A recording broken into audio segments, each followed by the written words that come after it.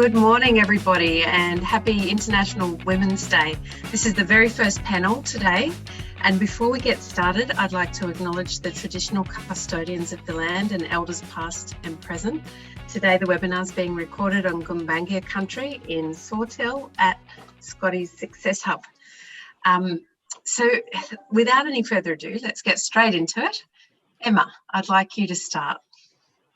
Hi, good morning. Happy International Women's Day, everybody. Thanks for having me. I'm Emma. I have a business called Her Corporate Journey, where I really look at creating new generation managers. And we're here today to talk about values. And so I just wanted to tell a little bit about my story around these, around values. And they became important to me after my dad passed away. So he was only 54 when he died, and it was a huge wake-up call for me.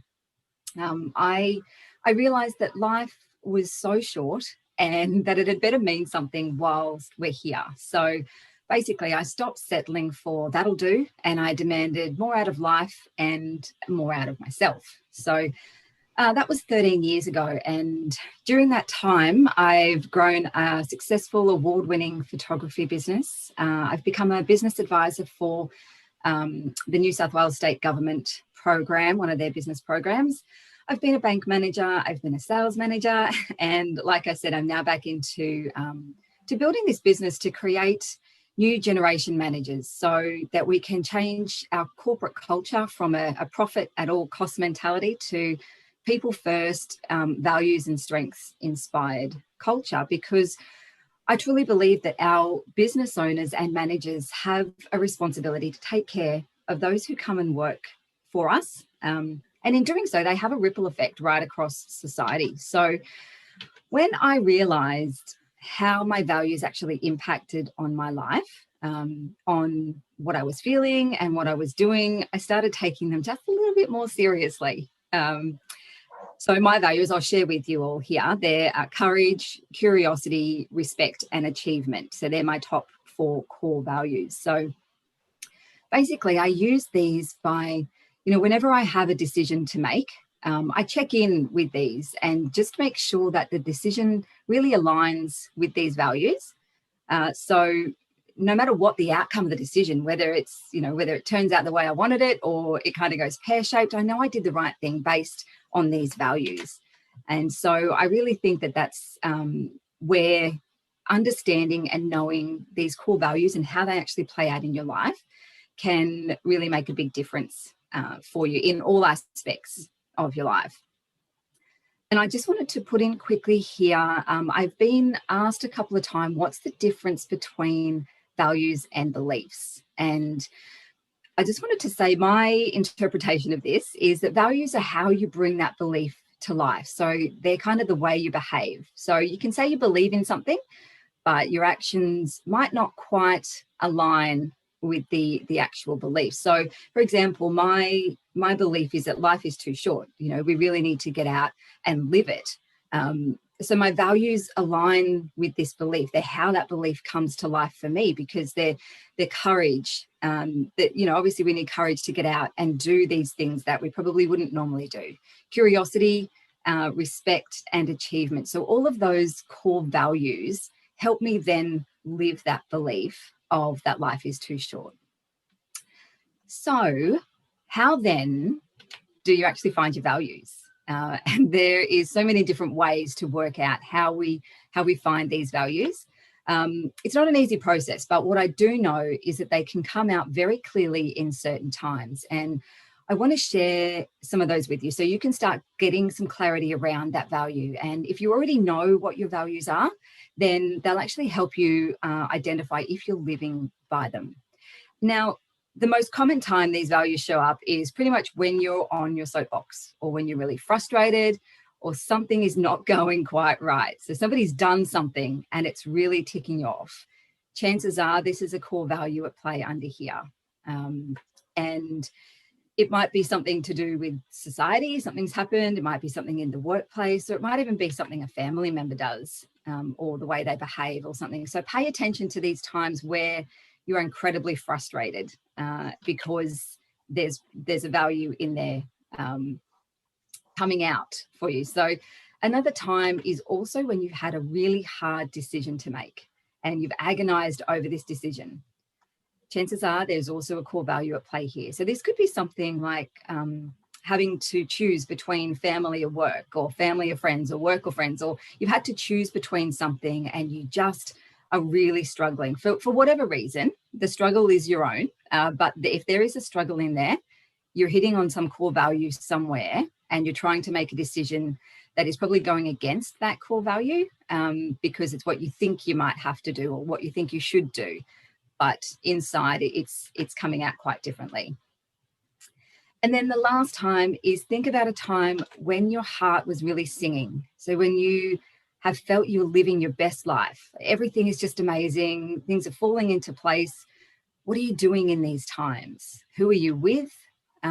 What kind of activities are you doing? Because there would be a core value in there as well. So that would be coming through. So have a think about those three. I think that I found that those are the easiest for people to kind of come up with, or to even start thinking about, okay, that's a feeling that is hitting on a core value for you. So have a think about some of these, come up with a few core values, and then I'd like you to reflect on your life to this point. So have you actually been living by these values, or are you constantly finding there is friction between your head and your heart? And no matter what you do, you're generally frustrated at most things. You find people might let you down all the time, or you find that you're really trapped and you can't live the life that you really, truly wanted to live. Then we need to actually have a look at how those core values are playing out for you. And then the question becomes, do you have the courage to actually live your life by those core values? So that's my wrap up around core values and how they and how I've really used them to live my life so far. Thanks, Emma. That's absolutely fascinating. Do you find a lot of people that you meet are living their core values? No. And the reason is because they don't know them. So I think they believe they are. But when we start talking about, obviously, the frustrations, what's holding you back, things that are happening, it comes quite clear to me that we need to do a bit of work around values first. Yeah. Isn't it interesting that we spend time learning trigonometry in school and don't talk about values? Very interesting indeed. Kerry? Let's do something about that, shall we? Yep, I'm on. Time. Thanks, Emma. That was really, really, really useful. And I've written down some points as well about how you actually go back and find those values. And I like that, particularly that the part that you said about the things that frustrate us are likely to be values. Yeah, definitely. Yeah, I'm not quite sure where that fits with my children frustrating me and not cleaning the house, and me not necessarily valuing a clean house that much. Yeah, I do, and I just don't want to admit it. Go. Keep thinking on that one, Kerry. It'll come out. So the next speaker is Kylie Sinclair, and Kylie, I'm going to let you introduce your marvellous self and tell us what your thoughts are on values. Thanks so much, Kerry. And my name's Kylie. It's really nice to meet everyone on the call. I run a business called Change Republic, and we help learning and development teams create learning experiences and also help individuals connect with coaches like Emma who can help people kind of improve their working life, and often that means sorting out some values, as Emma says. This has been a really interesting time to be asked to speak about values, because my values have been really challenged in the last month or so with the national conversation that has mainly been sparked by Grace Tame, who has really, I think, put out a call to us to perhaps start behaving differently. And my values are authenticity and all of the messy gorgeousness that comes with living by your true values. You know, today I have no second car. My husband had a car accident on Friday. He's fine, but my morning has been completely chaotic. So for me, authenticity means turning up on this call without perfect makeup, definitely without a jacket, because it just hasn't been that kind of morning for us.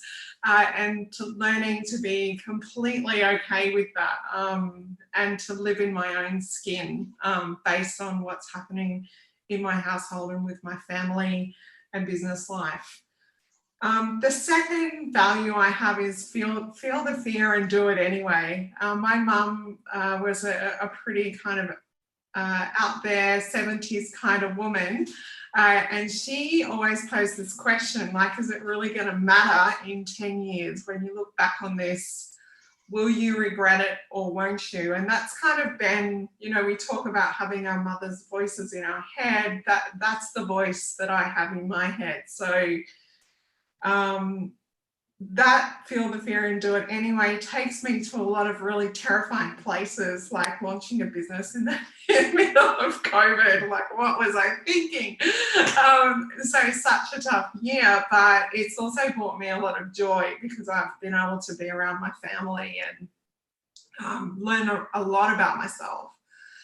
And my last value is equality, and I guess that's why I have struggled so much in the last couple of weeks, because I've come to the realization that I'm not really living that value. So when I was growing up, it was the 70s.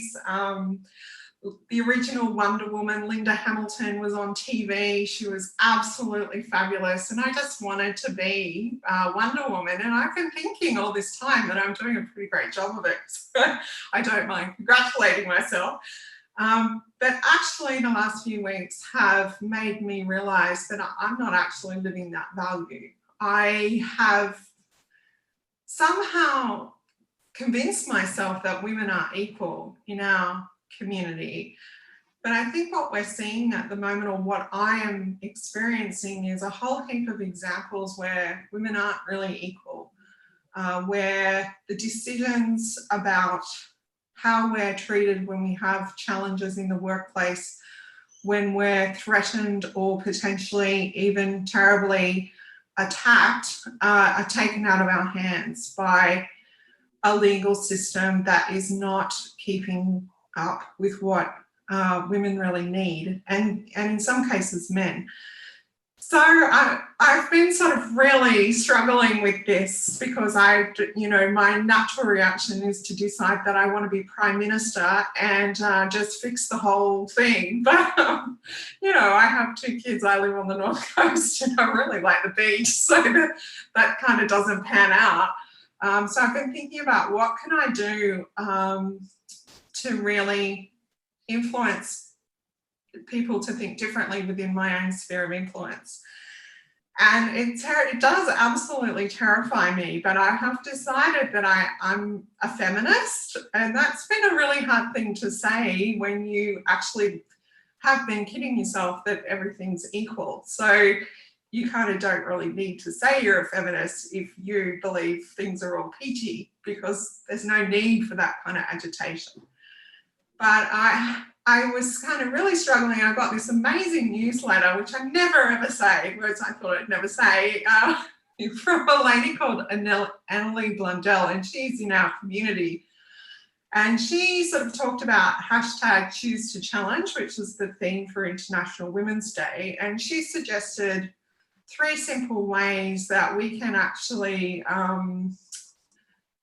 challenge in our own environments. And I thought I might, if it's okay with everyone, share those 3 ways. So what Annalie recommends is that we build a sort of set of statements pre-prepared that we're going to say when we find ourselves in a situation where we feel there is some inequity happening.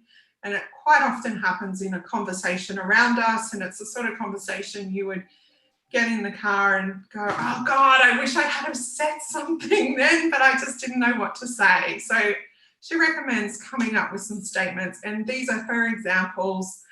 So one is not to be a bystander and call out biased behaviour in others. So the first statement that I am practicing, I don't know when it's going to come out of my mouth, it sort of scares me, but is, hey Joe, that comment came across as a bit sexist. Is that what you really meant? Now that's a really small collection of words that scare the living daylights out of me, but I know it's going to come out. It might even be at sort of some local business meeting where women are 5% of the audience. So that'll go down well. Stand up for those who are silenced or interrupted. So Jeremy, Anita wasn't finished. I'd like to hear the rest of her comment. It's really challenging those situations when women are talked over, or actually anyone in the group really, but particularly women. And I'm a big fan of insiders. And yesterday morning I noticed that Catherine from the Guardian was spoken over, and she put her hand up and said, I'd like to answer the question on my own terms, thank you. And I was like, oh wow, that she's got a bank of these statements. That's what she's doing. So that was an interest. It was great to see someone else do it. It kind of really helped me. And then to include those who are overlooked or ignored. So I'd like to hear from all the voices at the table today. Hannah, what are your thoughts on this topic? So they're my three, I guess, challenges to myself to live my values, and calling myself out on not having done that in the past has been a really hard reckoning, because I believe I'm Wonder Woman. So my Wonder Woman step for this year is to ask those questions even when it's really scary and hard, and I know I'm not going to get a great response. So today I'm inviting you all to become your own Wonder Woman. This might not be your version of events. You may not sort of connect with the issues that Grace Tame has mainly brought up for us and other courageous women. Maybe these statements are going to be in other areas, but I guess what I am trying to say is that living our values really comes down to conversations and how we handle them, and being true to ourselves and brave in those conversations is really, I'm finding it really hard, but it's something I'm really committed to doing. And I hope you'll join me in what your Wonder Woman outfit looks like. I don't know how I'm going for time, Kerry, but it's good. You're perfectly on time, Kylie. That was such a powerful segment. Thank you. It really was. I'm not sure if I saw it on your LinkedIn profile or somebody else's, but there's a clip going around at the moment which is titled "She'll Be Right." And it's about Australian culture in particular, and how we talk about, oh, she'll be right, mate, it's all fine. And what you say is absolutely statistically true, and something that you'll be hard pressed to find a woman that has never experienced those experiences that you're talking about right now. And I think empowering those voices are very important. Thanks. Thank you. So Jazz, over to you now. I'll hand over to you. Awesome, thank you. And I just want to say too that I really related to a lot of what Kylie was just sharing. And yeah, I just wanted to give you kudos for stepping into those challenging, challenging yourself to step outside your comfort zone, because I think a lot of us really relate to that as well. For me, for anyone watching who doesn't know me, my name's Jazz Rawlinson, and I work as a book coach and a resilience speaker. So my work is all about using the power of storytelling to change lives. And when I was thinking about my core values, it was really hard to narrow it down to like a top two. I think a lot of mine overlap with some of the ones that Kylie was just speaking about as well. I think for me, my top values that really come into play in everything I do, as a book coach, as a speaker, as an advocate against issues like domestic violence and child abuse, my core values are really around justice, authenticity, connection, and responsibility. I think those are probably the best way that's the best way to sum up my values. And when I was thinking about why that is, because I don't often stop to think about what my values are, I guess they just drive everything I do. I realized that responsibility is probably one of the biggest values that I live by, and particularly self-responsibility. So for me, with my journey, I'm just going to share very briefly a little bit about my backstory. I actually grew up in a home with family violence. So I was dealing with things like anxiety, mental health issues from the age of 10, and ended up losing my dad to suicide when I was 18. And then I went through an assault shortly after that. So I went through a lot of adversities, in a short space of time in my youth. And because of that, for a long time, I was really living this life of just living a victim mentality. I wasn't really taking any responsibility for my life. And in the work that I do, as an advocate, as a storyteller, I always make a big point of speaking to people and saying that, our traumas do not have to be a life sentence. And regardless of whether we go on to, be completely healed of those traumas or move through them completely, or whether we still live with, elements of anxiety or PTS or whatever it may be, I think it's important for us to take responsibility for our lives and the directions they're going in. For me, I would not be where I am today if I had continued to live in that victim mentality, where I didn't want to take responsibility for my actions, for my success as, just a person as well as in business. And for me, it really was that self-responsibility of saying, I am responsible for my safe, if I want to live a life of purpose, if I want to live a life that's safe, I need to take responsibility for my actions and stop putting myself in intentionally risky or dangerous situations, which is what I was doing. And it was born out of the trauma that I'd been through. But yeah, whenever I do speaking events, particularly around mental health, I'm really passionate about telling people that, our traumas don't have to be a life sentence, but we can take responsibility for the direction of our life. So that is a big core value of mine. And I think that also ties in a second value of mine as well, which is around service, and not, what a lot of people might be thinking, which is, customer service, but actually serving others. And that ties in perfectly with my other core value of justice, because we can't really achieve justice unless we are serving in some kind of capacity. So for me, I'm very passionate about, seeing figures change around domestic violence, around child abuse, around things like human trafficking. And that's why I was really relating to what Kylie was sharing about Grace Tame's story. I think we've all been very touched by that. In my work, I'm constantly working with people who are survivors of some kind of childhood abuse, which is a really awful statistic. Like it is really awful to see that, it seems like there's barely anybody who has not been touched by some sort of childhood abuse.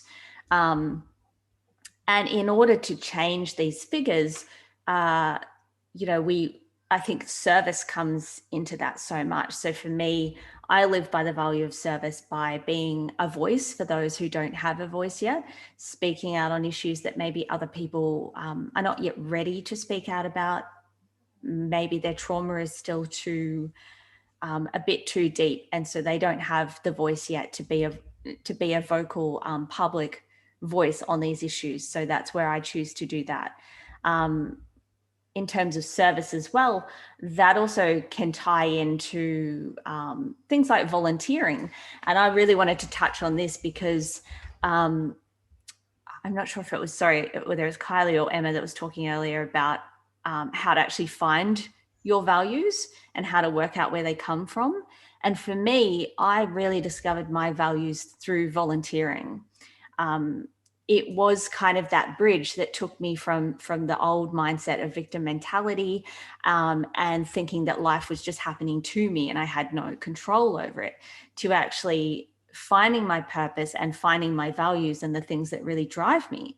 And so for anybody out there who doesn't yet know what their values are, or feels like they're not living a life that's authentic to them, that they're not living with purpose, I would challenge you to go out and choose a cause or an organization that you can volunteer with. And maybe it's only once a month. It doesn't have to be, every day, every week thing. But through the act of serving others through volunteerism, you will likely discover what your core values are. Maybe it's communication, maybe it's community, maybe it is authenticity or honesty, justice, whatever it may be. You'll likely discover that through the act of serving others. And so, yeah, when I look at all my core values, I think it really comes down to service and responsibility. And from that, we're able to achieve and change so many different issues, whether that's, social justice, creating community, whatever it might be. So those are my main points, and that's how I want to challenge people to sort of discover their values and start living more authentically by their values as well. Thanks, Jazz. That's such a powerful story as well that you share. And thank you for helping other people to find their voice too. I particularly liked what you said about moving outside of victim mentality. And it's obviously taken a process for you to be able to do that. Do you think discovering your values was really core to enabling you to be able to do that? Yeah, I think so. And like I said, it really stemmed from the volunteering work that I was doing, because when I was in that victim mindset, and especially for anyone who's experienced depression, you'll know that you become extremely self-centered, because that's the nature of depression. So everything is, why is this happening to me? Nothing ever works out. Nothing goes right. I suck at everything. And you're just self-centered on all of the rubbish and the negative things happening.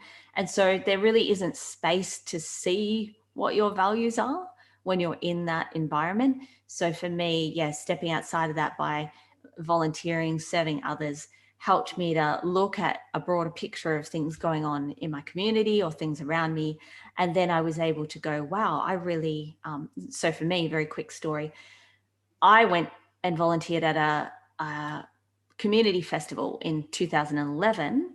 I had just been fired from a job, and I really had no purpose or direction.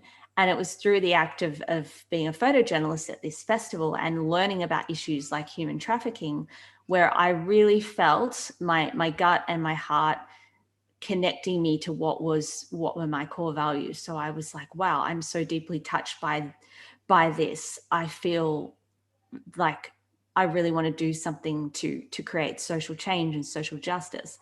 And so, those things all came to me when I stepped out and began helping other people and serving others. Thanks, Jazz. Now, Linda Wells has asked a question, and it's about hearing about your experiences of imposter syndrome. And I think if you can align that with your values and discussing your values as well, that would be great. I'll let each of you respond to it. It's really, really, I think it's something that, well, most people. Would you like to start, Emma? Okay. Yes, the good old imposter syndrome.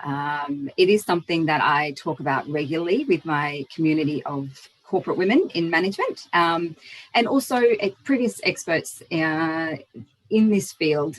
Basically, they're all saying that it happens all the time. I don't know anyone who hasn't felt this way before. So you really need to understand and be okay with that fact that, that's going to come up. And there will be times where you kind of think, what am I doing here? How did I, they're going to find out that I really don't know what I'm talking about.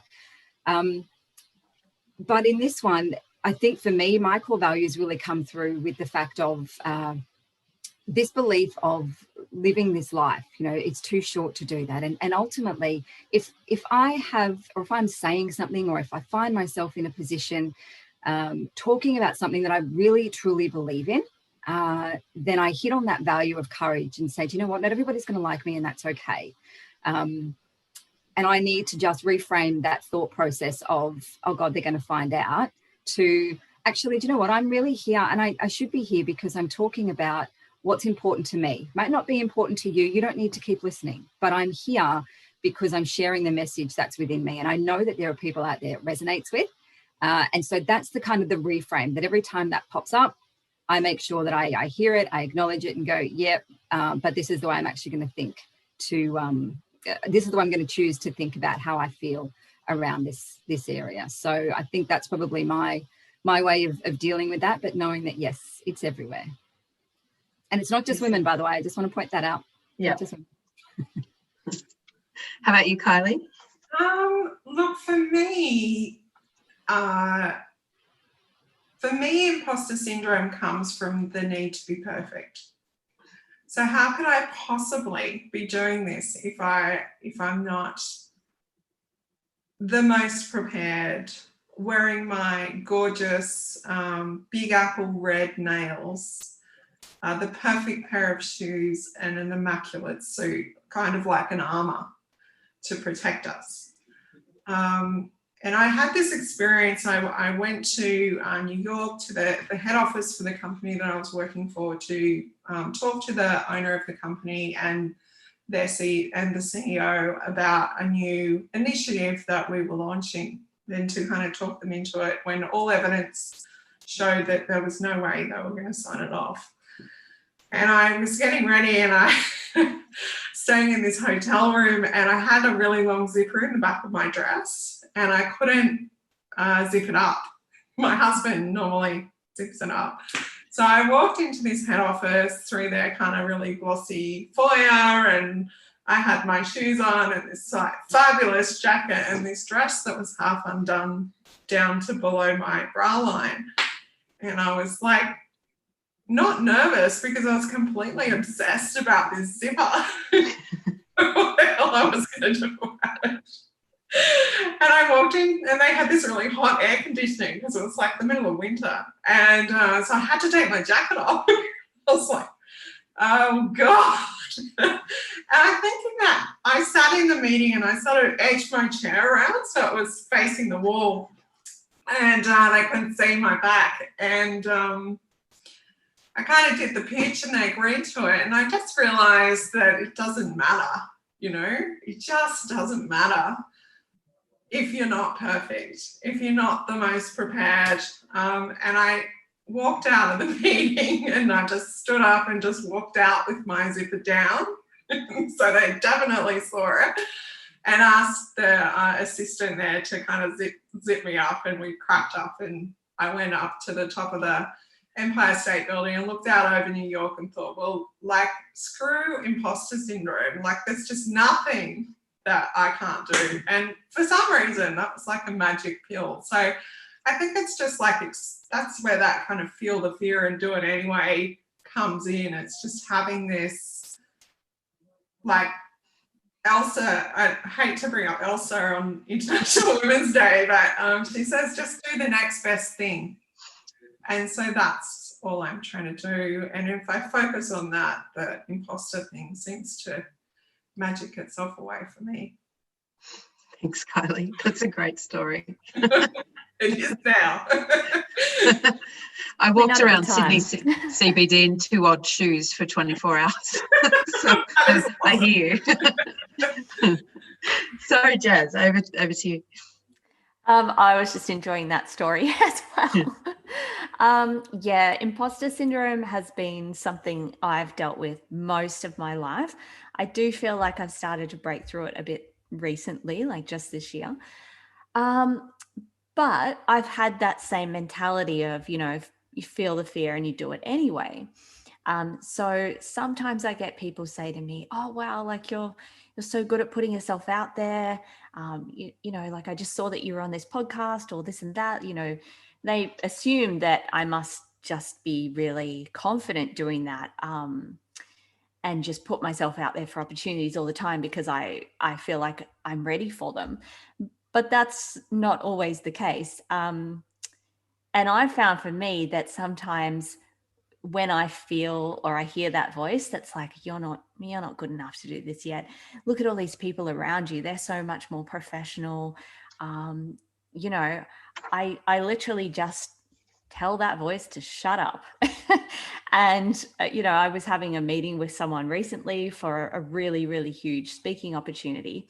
And they said something to me like, oh, this'll, you know, this particular thing will probably be easy for you because you're an expert and you do this all the time. And immediately I had this little voice come up where I wanted to be like, oh, I'm not that much of an expert. Like, you know, there's people that are, you know, do way bigger speaking gigs than me. And then I just went, no, I am an expert. That's why this person's talking to me. That's why they've invited me to do this huge speaking gig. So just shut up, Jazz, you know, like don't ruin it for yourself. So I realized that, you know, it's only myself that's probably going to ruin the opportunity, not because I'm not experienced enough or good enough. I'm only going to ruin it for myself if I hold myself back from going for something that I actually really want to go for. So yeah, the imposter syndrome thing, like I said, I usually handle it by just going for it anyway. I just figure, well, why not? You know, if it doesn't go to plan or something, you know, I have a really embarrassing moment, at least I tried. The worst thing is holding yourself back and not doing it at all. And I see this all the time in people that, you know, come to me wanting to share their stories, wanting to write a book. But they hold themselves back and say, oh, I'm not a good enough writer, or my story is probably not that important. Who'd want to listen to me? And at the end of the day, the only thing that holds them back from being a successful author is themselves. It's nothing to do with them not being good enough. It's their own imposter syndrome and the self-sabotage that comes out of that. So yeah, I want to encourage people that to know that imposter syndrome is a normal response when we are stepping out of our comfort zone. Doesn't mean you're not the best person for the job. Maybe you aren't ready for that opportunity yet, but if you feel like it's something that you really want and it's going to get you closer to a goal that you have, then why not take some steps towards that? Because like I said, the only real tragedy in that situation, regardless of how it goes, is you holding yourself back completely and never even trying. So that sounds like it aligns directly to your value of self-responsibility. Yeah, definitely. And that is what I focus on. Actually, I have a little vision board that sits beside me here. And one of my points is I take responsibility for my own success. So I look at that every day. And when I feel scared, I remember that, you know, fortune favors the bold, and that it's my responsibility to, you know, success comes down to my responsibility. So, yeah. Thanks, Jazz. And Linda sends her thanks to everybody as well for those responses. Now I have another question. This will probably be our last question, unless anyone from the audience wants to ask one. We'll just get started with you, Kylie, maybe this time. Can you give an example? And I know that you did in your intro, but can you think of any other examples of when you weren't living by your values and what happened? Yeah, when I had my first child, I had my first child after 7 years of trying, so it was a much anticipated experience. But it's sort of back to Wonder Woman. I kind of thought that I could do anything, and by that I was trying to do everything at the same time. So my daughter was really ill when she was born, so she spent about 6 weeks in the NICU. It was very traumatic. And I went back to work at 5 months, when she was 5 months old, because my husband and I had made this previous agreement that he would stay home and look after our family while I went back to work. And my job involved a huge amount of travel. So, of course, I wanted to prove to everyone inside my company that some great parts about it and some terrible parts about it in terms of its gender experience.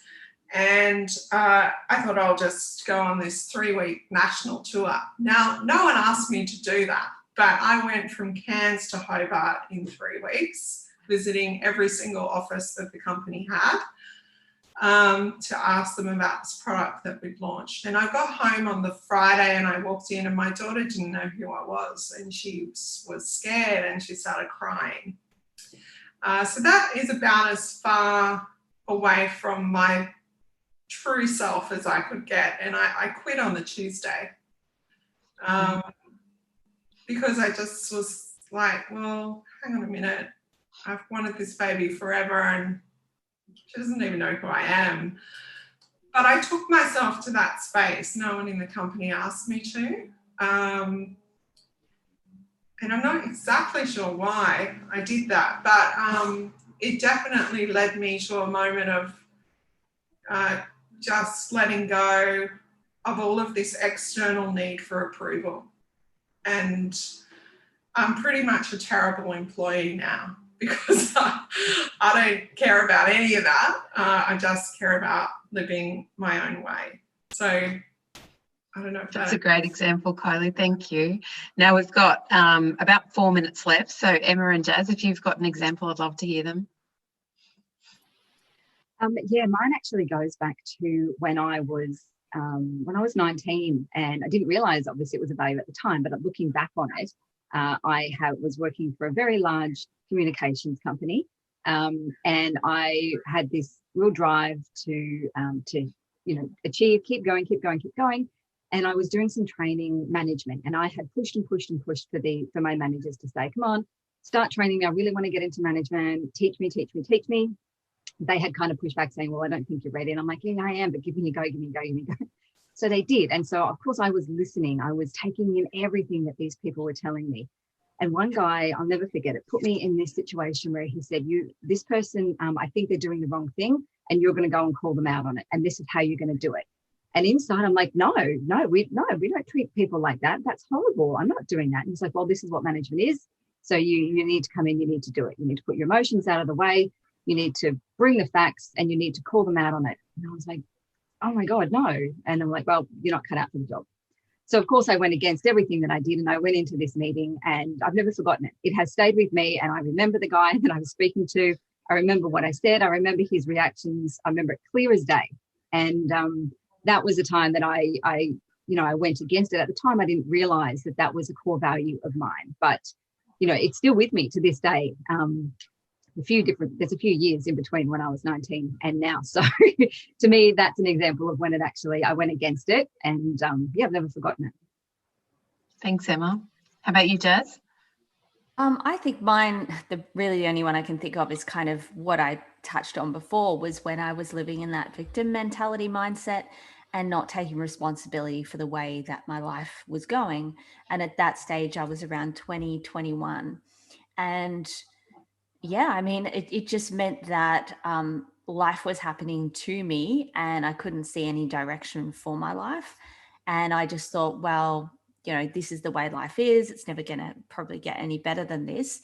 And it wasn't until, I decided I've had enough of always being disrespected by certain people, people, particularly in relationships. I had to get to that rock bottom moment and say, I'm actually ready to stop being treated this way. I'm actually ready, or not ready, but I'm sick of being treated this way. I'm sick of bad things always happening to me. So what do I need to do to try and make this change? And so it was a moment where I had to go, okay, I need to put some baby steps in place, change the types of people that I surround myself with, change the types of relationships I'm going into, and slowly over time, change my mindset about what I actually deserve. So that's kind of was my pivotal moment of changing everything. Thanks, Jazz.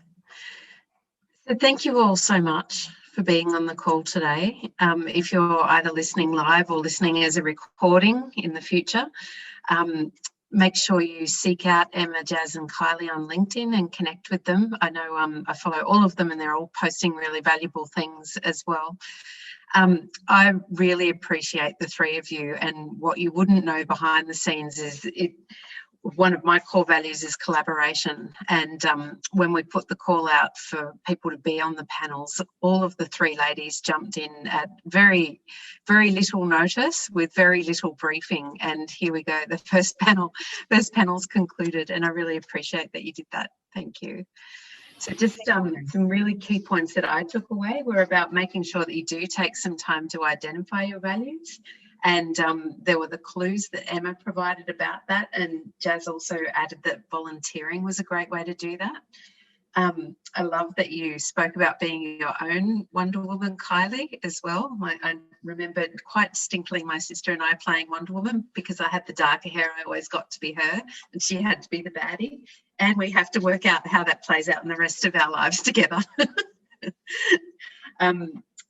And also we talked about imposter syndrome, how to deal with that. And Jazz, I love those points that you had on self-responsibility too, and avoiding the victim complex.